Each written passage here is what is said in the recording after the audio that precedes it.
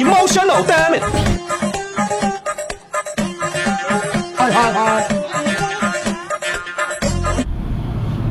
Hi hello ನಮಸ್ಕಾರ, ಎಲ್ಲರೂ ಹೇಗಿದ್ದೀರಾ? Good morning.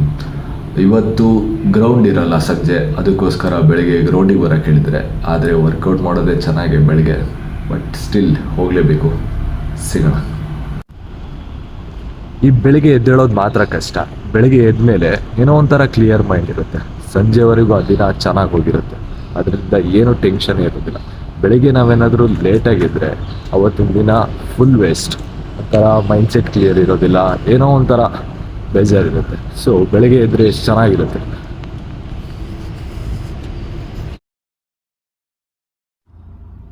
ಹಾಗೆ ಅಲ್ಲಿಂದ ಗ್ರೌಂಡ್ ಕಡೆ ಹೊರಟೆ. ಗ್ರೌಂಡಲ್ಲಿ ಸ್ವಲ್ಪನೂ ಜಾಗ ಇರಲಿಲ್ಲ, ಯಾಕೆ ಅಂದರೆ ವೀಕೆಂಡಲ್ಲಿ ಯಾವಾಗಲೂ ಹೀಗೆ ಇರುತ್ತೆ, ವೀಕ್ ಡೇಸಲ್ಲಿ ಕಡಿಮೆ ಇರುತ್ತೆ. ಹಾಗೆ ಪ್ರಾಕ್ಟೀಸ್ ಮುಗಿಸ್ಕೊಂಡು ಸ್ಟ್ರೆಚಿಂಗ್ ಮಾಡಿಕೊಂಡು ಮತ್ತೆ ಹಾಸ್ಟೆಲ್ ಕಡೆ morning complete with full practice.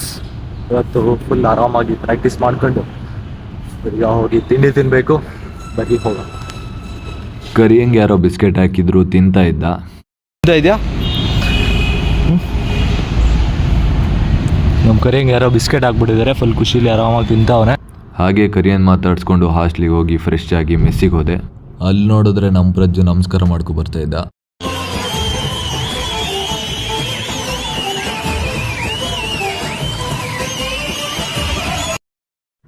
ಹಾಗೆ ಅಕ್ಷಯ್ ನಂಗೇನೋ ಬೈತಾ ಇದ್ದ, ಅದಕ್ಕೆ ನಾನು ಏನು ಬೇಕಾದರೂ ಅನ್ಲಿ, ನಾನು ready. My mind set is clear. ಪಕ್ಷಿ ಅಣ್ಣನ ಇನ್ನೂ ಮಾತಾಡ್ಸಿಲ್ಲ ಅಂತ ಫುಲ್ ಜಲಸಲ್ಲಿದ್ರು. ಹಾಗೆ ವಾದಿ ಅಣ್ಣನ ಕಡೆ ಕ್ಯಾಮ್ರಾ ತಿರುಗಿಸಿದೆ, ಹಾಯ್ ಅಂತ ಹೇಳೋಣ ಅಂತ. ಹಾಗೆ ತಿಂಡಿ ತಿಂದು ಫ್ರೆಶ್ ಆಗೋ ಅಷ್ಟರಲ್ಲಿ ಮಳೆ ಬಂದ್ಬಿಟ್ಟಿತ್ತು. ಅಷ್ಟೊತ್ತಿಗೆ ಪಕ್ಷಿ ಅಣ್ಣ ಬಾ ಕಾಫಿ ಕುಡಿಯೋಣ ಅಂತ ಫೋನ್ ಮಾಡಿ ಕರೆದ್ರು. ಹೋಗಬೇಕಾದ್ರೆ ನೋಡ್ತೀವಿ ಮತ್ತೆ ಮಳೆ ಬಂದ್ಬಿಡ್ತು. ಹಾಗೆ ಮಳೆಲೇ ನಡ್ಕೊಂಡು ಹೋಗಿ ಅಲ್ಲಿ ಕಾಫಿ ಕುಡಿದು ಆಮೇಲೆ ಎಳ್ನೀರು ಕುಡಿಯೋಣ ಅಂತ ಹೋದ್ವಿ. ಬಾಡಿ ರಿಕವರಿಗೆ ಅಂತ ಎಳ್ನೀರು ಕುಡಿಯಕ್ ಬಂದವನೆ. ಒಳ್ಳೆ ಎಳ್ನೀರು ಎಳಿತಾವನೆ.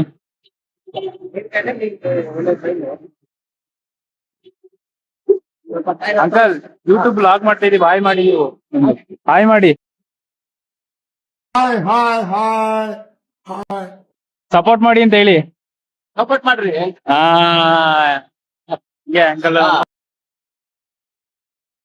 ಮಾತೇ ಇಲ್ಲ. ಸಪೋರ್ಟ್ ಮಾಡಪ್ಪ, ಎಳ್ನೀರು ಕುಡಿಯೋದ ಸಪೋರ್ಟ್ ಮಾಡಿ. Okay bye guys.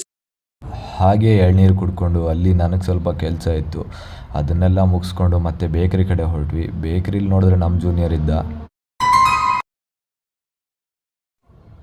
ಹಾಗೆ ಬೇಕ್ರಿಲಿ ಪಕ್ಷಿ ಅಣ್ಣ ಪಪ್ಸ್ ತಿನ್ನೋಣ ಅಂತ ಹೇಳಿದ್ರು, ಅದನ್ನು ತಿನ್ಕೊಂಡು ಮತ್ತೆ ಹಾಸ್ಟೆಲ್ ಕಡೆ ಹೊರಟ್ವಿ. ಹಾಗೆ ಹಾಸ್ಟೆಲ್ಗೆ ನಡ್ಕೊಂಡು ಹೋಗಿ ಊಟ ಮಾಡಿ, ಹಾಗೆ ನನಗೊಂದು ಸ್ವಲ್ಪ ಕೆಲಸ ಇತ್ತು. ಕೆಲಸ ಏನಪ್ಪ ಅಂದರೆ ವೀಡಿಯೋಗೆ ಸ್ಕ್ರಿಪ್ಟ್ ಬರೆದು ವೀಡಿಯೋ ಮಾಡೋದು. ಅದನ್ನೆಲ್ಲ ಮುಗಿಸೋ ಅಷ್ಟೊತ್ತಿಗೆ ನಮ್ಮ ಮೋಹನ್ ನಮ್ಮ ರೂಮಿಗೆ ಬಂದ. ಇಂದ್ರ ಹೊಸ ಫೋನ್ ತೊಗೊಂಡಿದ್ದ, ಅದನ್ನೆಲ್ಲ ಚೆಕ್ ಮಾಡಿ ಕ್ವಶನ್ ಕೇಳ್ತಾ ಇದ್ದ.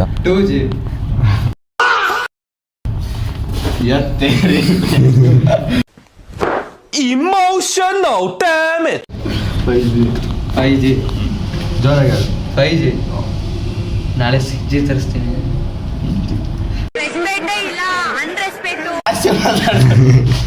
ಹಾಗೆ ಸಂಜೆ ಆಯ್ತಲ್ಲ ಅಂಥೇಳಿ ಫ್ರೆಶ್ ಆಗಿ ದೇವಸ್ಥಾನಕ್ಕೆ ಹೋಗೋಣ ಅಂತ ಹೊರಟ್ರೆ ಇದೆಲ್ಲ ನೋಡಬೇಕಾಯ್ತು. ಬೇಜಾರೇನಾಗಿಲ್ಲ, ಆದರೂ ಕೂಡ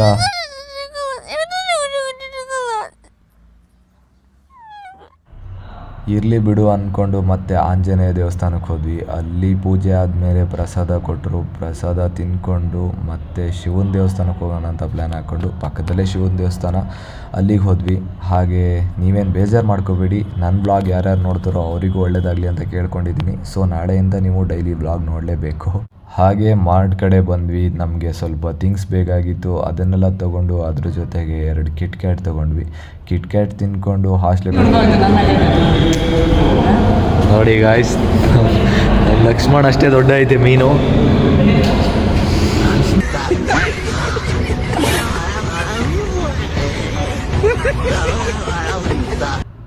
ಹಾಗೆ ನಾವು ಸ್ವಲ್ಪ ವೆಜ್ ಹಾಕ್ಕೊಂಡು ಊಟ ಮಾಡಿಕೊಂಡು ಹಾಗೆ ಬೆಡ್ಶೀಟ್ ತೊಗೊಂಡು ಚಾರ್ಜರ್ ತೊಗೊಂಡು ನನ್ನ ಫ್ರೆಂಡ್ ರೂಮಿಗೆ ಮಲ್ಕೊಳ್ಳೋಣ ಅಂತ ಹೋದೆ. ಅಷ್ಟೊತ್ತಿಗೆ ನಮ್ಮ ರಂಜನು ಮನೆಯಿಂದ ಬಂದಿದ್ದ. ಸೊ ಮ್ಯಾಗಿ ಮಾಡೋಣ ಬಾ ಅಂತ ನನ್ನ ಕರೆದ. ಅಲ್ಲಿಗೆ ಹೋದ್ವಿ. ಹಾಯ್ ಗಾಯ್ಸ್, ಮ್ಯಾಗಿ ಮಾಡ್ತಾ ಇದ್ದಾರೆ. ಅಷ್ಟೇ ಮಾಡ್ತಾ ಇರೋದು. ಹಂಗೆ ಇಲ್ಲಿ ಹಬ್ಬದಿಂದ ತಿಂಡಿ ತಂದಿದ್ವಿ ಫುಡ್ ಬ್ಲಾಗರ್ಸ್ ಈಗ. Oh my god. Wow.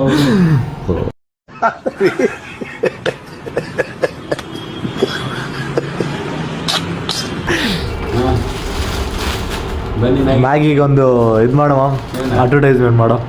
ಹೆಂಗೋ ಕೊಡೋದು ಮ್ಯಾಗಿ ಮ್ಯಾಗಿ वो अलग ही लेवल का बंदा था.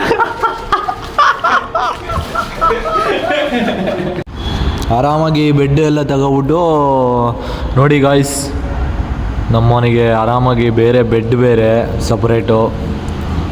ರಾಜನ ಥರ ಇರ್ತಾನೆ ಯಾವಾಗಲೂ ಹಾಸ್ಟ್ಲಲ್ಲಿ. ಹಾಗೆ ಡಾಗೇಶ್ನ ಮಾತಾಡಿಸ್ಕೊಂಡು ಇವತ್ತಿನ ಬ್ಲಾಗು ಮುಗಿಸ್ತಾ ಇದ್ದೀವಿ. ಸೊ ನಾಳೆ ಸಿಗೋಣ. ಬಾಯ್ ಬಾಯ್. ಸಬ್ಸ್ಕ್ರೈಬ್ ಮಾಡ್ಕೊಳ್ಳಿ, ಲೈಕ್ ಮಾಡಿ.